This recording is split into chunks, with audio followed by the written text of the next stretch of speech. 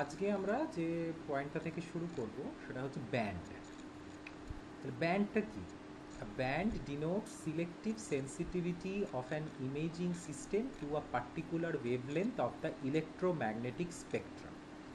মানে electromagnetic spectrum বা তড়িৎ চুম্বকীয় যে বর্ণালীর কথাটা আমরা আগে আলোচনা করেছি, সেই তড়িৎ চুম্বকীয় বর্ণালীর কোনো বিশিষ্ট তরঙ্গ দৈর্ঘ্য বা ওয়েভলেন্থের সাপেক্ষে যে সেন্সিটিভিটি থাকে একটা সিস্টেম, সেটাকে আমরা ব্যান্ড বলি। কমনলি আমরা চারটে ব্যান্ডের কথা যদি ভাবি 1 2 3 4 করে, তাহলে প্রথম ব্যান্ডটা ব্লু 0.4 থেকে 0.5 মাইক্রোমিটার, গ্রিন 0.5 থেকে 0.6 মাইক্রোমিটার, রেড 0.6 টু 0.7 মাইক্রোমিটার, আর ইনফ্রারেড 0.7 টু 0.8 মাইক্রোমিটার। এই চারটে হচ্ছে আমাদের ব্যান্ডস যেগুলো রয়েছে। মানে অনেক ব্যান্ড আছে, আমি একটা এক্সাম্পল হিসেবে আমার চারটে ব্যান্ড দেখাচ্ছি। আমি আজকে চারটে ব্যান্ড বোঝানোর জন্য বলছি। তার মানে আগের দিন যেটা আমরা আলোচনা করলাম ভিজিবল স্পেকট্রাম কথা 0.4 থেকে 0.7, আর আমাদের ইনফ্রারেড ব্যান্ড যেটা রয়েছে সেটা। নেক্সট, সেন্সারের রেজলিউশন। এই যে সেন্সার আগের দিন আমরা পড়েছি সংবেদক, তার কিছু কিছু ধর্ম আছে, এগুলো রেজলিউশন। চারটে ব্রড রেজলিউশনস আমাদের করতে হবে, বুঝতে হবে। প্রথমটা হচ্ছে স্পেকট্রাল, পরেরটা হচ্ছে রেডিওমেট্রিক, তারপরেরটা হচ্ছে স্পেশিয়াল, তারপরেরটা হচ্ছে টেম্পোরাল। আমি একটা একটা করে বোঝাচ্ছি। ফার্স্ট হচ্ছে স্পেকট্রাল। স্পেকট্রাল মানে হচ্ছে ওই সেন্সারটা কতগুলো ব্যান্ডসকে আইডেন্টিফাই করতে পারে। তাহলে একটা সেন্সারের যদি চারটে ব্যান্ড থাকে আর একটা সেন্সারের যদি 8টা ব্যান্ড থাকে, তাহলে কোন সেন্সারটা বেটার হবে? অবশ্যই যার 8টা ব্যান্ড আছে। যত বেশি ব্যান্ড থাকবে তত বেটার আমরা স্পেকট্রাল রেজলিউশন পাবো। স্পেকট্রাল রেজলিউশন মানে আমার স্পেকট্রাল রেজলিউশন কাজে লাগে হচ্ছে যত বেশি আমরা কালার্ড ইমেজ চাই, কালার্ড আউটপুট চাই, তাহলে যত ভ্যারাইটি অফ ব্যান্ডস থাকবে তত আমরা স্পেকট্রালি সেন্সিটিভ যে ফিচার্সগুলো আছে তত ডিটেলসে আমরা আইডেন্টিফাই করতে পারবো।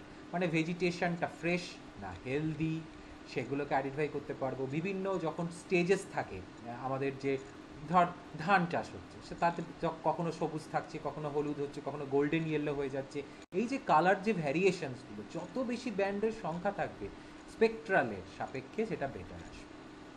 নেক্সট হচ্ছে radiometric, number of grey levels.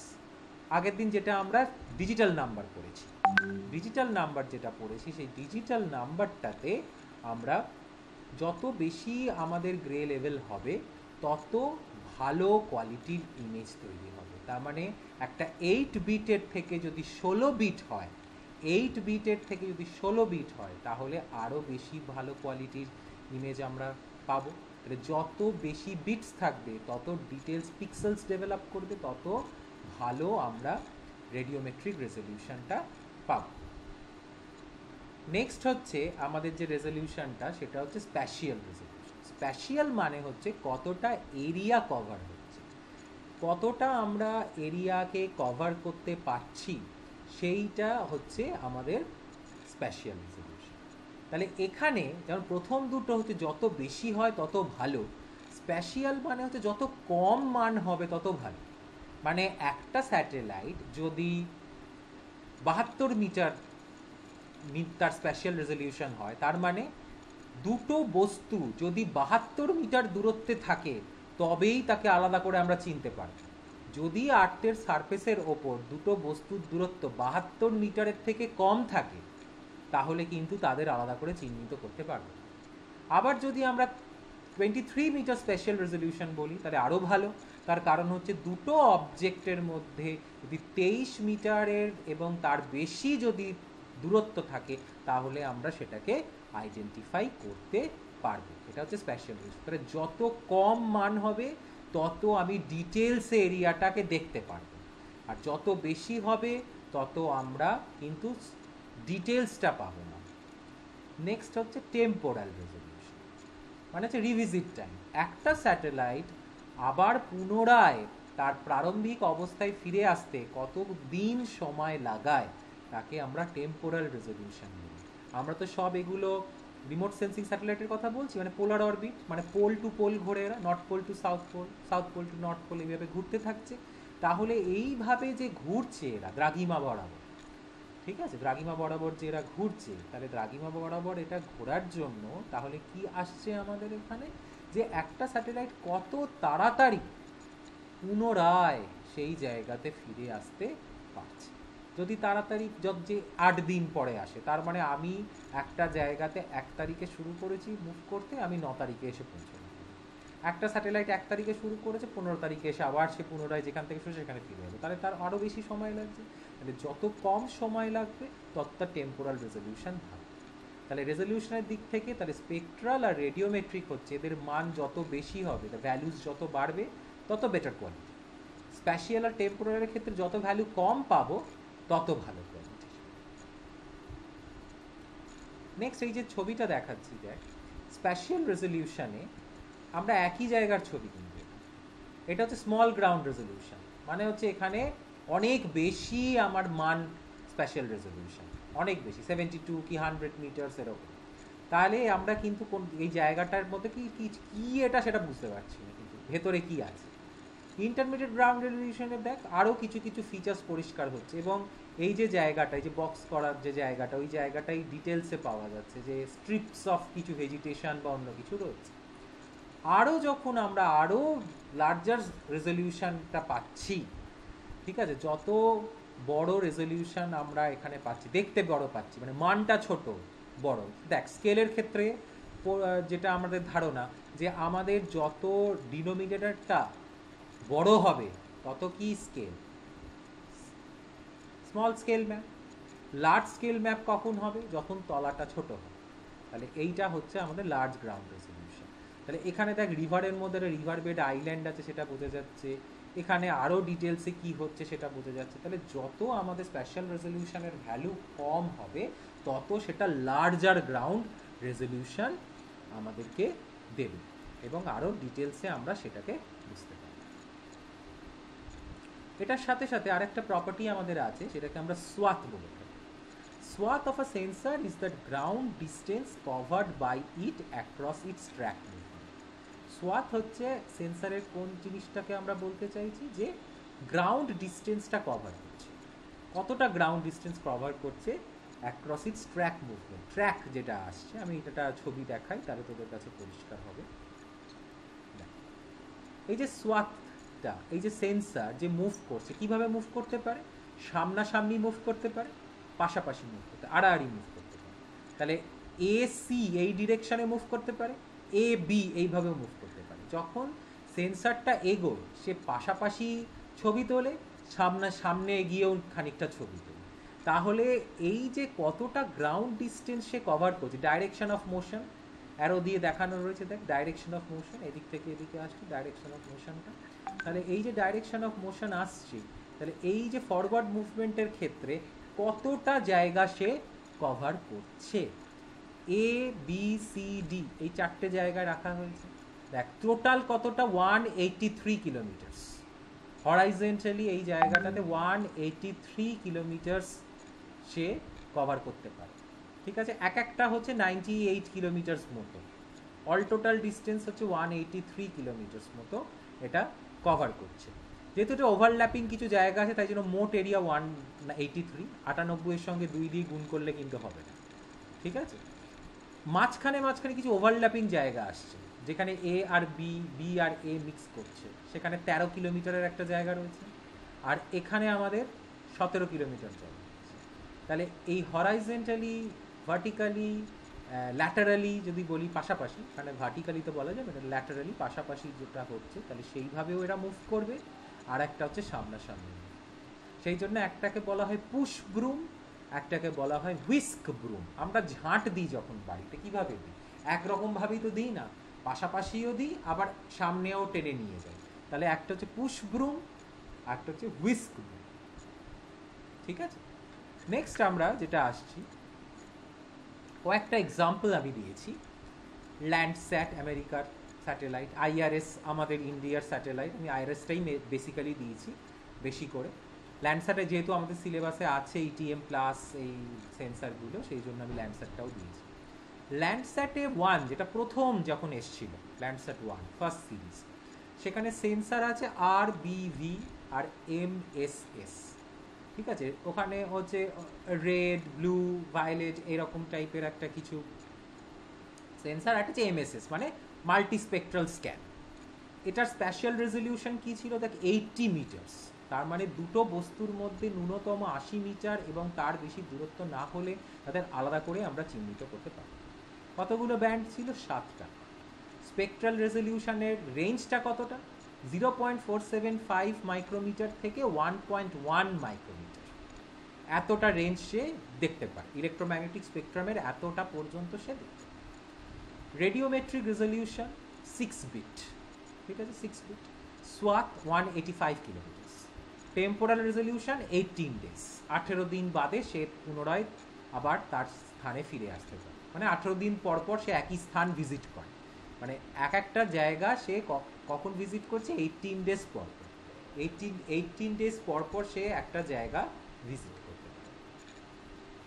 Next হচ্ছে আমাদের ল্যান্ডস্যাট 7। ল্যান্ডস্যাট 7-এর হচ্ছে ETM।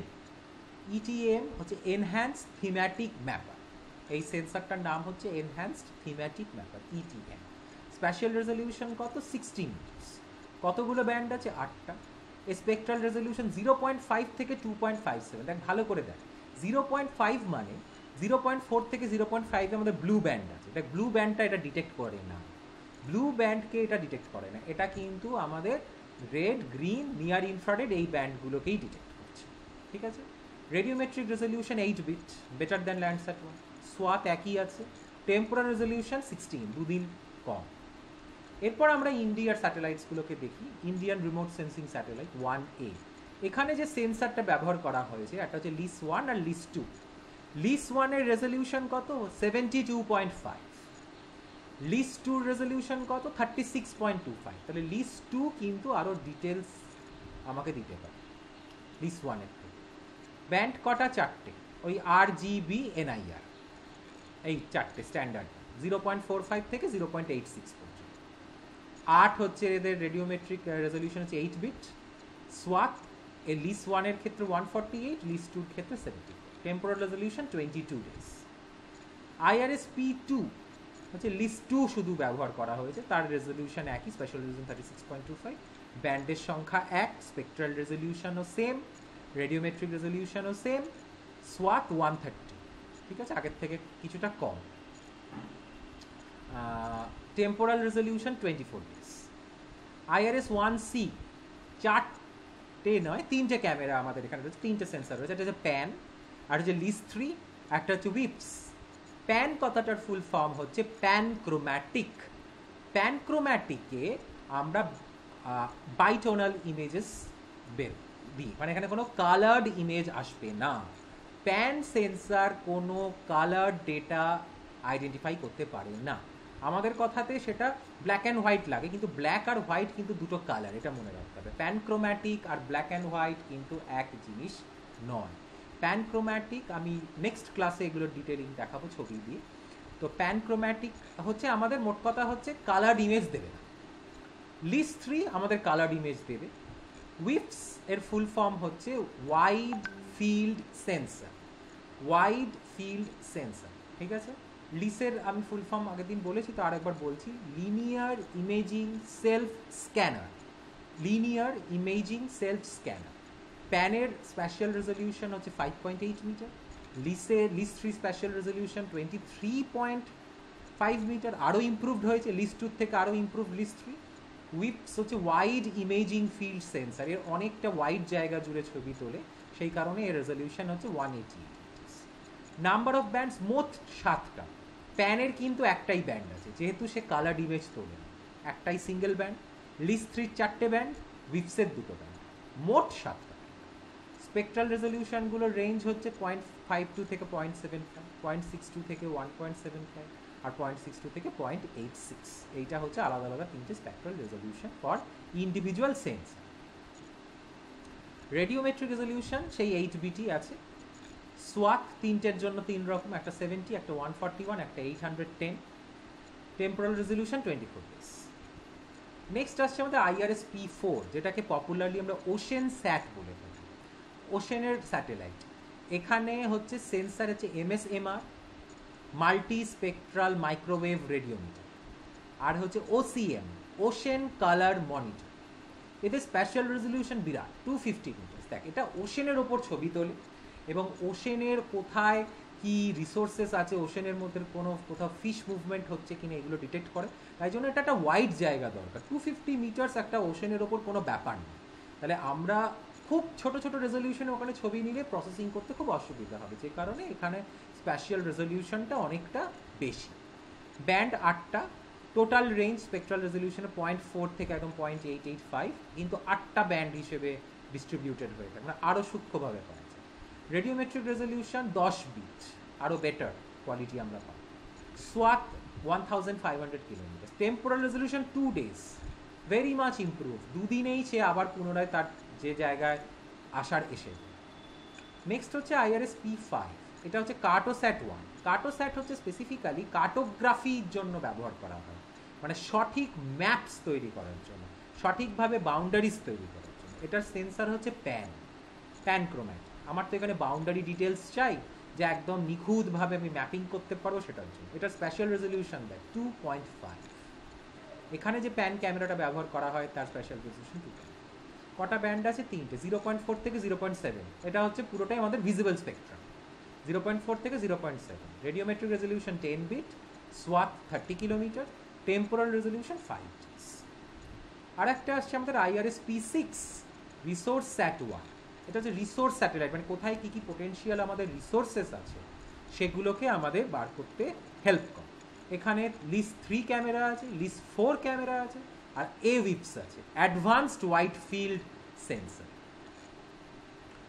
এখানে তাহলে আমাদের লিস্ট 3 তো 23.5 ছিলই, লিস্ট 3 রেজলিউশনটা। তারপরে 5.8, আর হচ্ছে 56, AWIPS-এর 56, 188 ছিল, ওটা 56 হয়ে গেছে। টোটাল কতগুলো ব্যান্ড আছে আমাদের? 11টা ব্যান্ড আছে।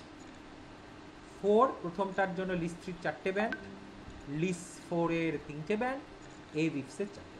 মোট হচ্ছে আমাদের 11টা ব্যান্ড আছে। তাহলে এখানে স্পেকট্রাল রেজলিউশন অনেক বেটার, 0.52 থেকে 1.70 এই রেঞ্জটাকে সে স্টাডি করছে 11টা ব্যান্ড। ঠিক আছে।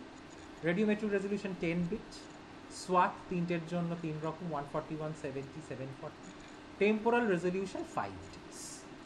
এই টোটালের ক্ষেত্রে আমরা এখানে যে প্রপার্টিসগুলো সেন্সারের করলাম, স্যাটেলাইটের মধ্যে একাধিক সেন্সার থাকতে পারে, স্যাটেলাইটের প্রপার্টি নয়, এটা সেন্সারের প্রপার্টি। স্যাটেলাইটের মধ্যে একটা সেন্সার থাকতে পারে, একাধিক সেন্সার থাকতে পারে, কিন্তু প্রত্যেকটা সেন্সারের 4টে প্রপার্টি থাকবে: spatial, spectral, radiometric and temporal.